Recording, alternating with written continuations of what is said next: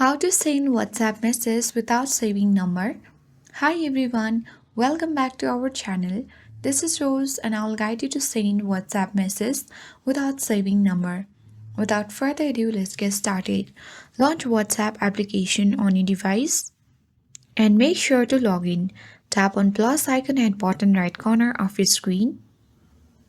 After that, you will land on this section where you simply need to tap on your own chat which has message yourself written. So you need to tap on that and type in the number where you want to send the WhatsApp message to. So I already have written and you need to simply tap on that number and a pop-up menu will appear on your screen where you can easily see chat with this number option on the first. So you can easily tap on chat with and then that number chat will appear where you can easily text message and send WhatsApp message without saving number.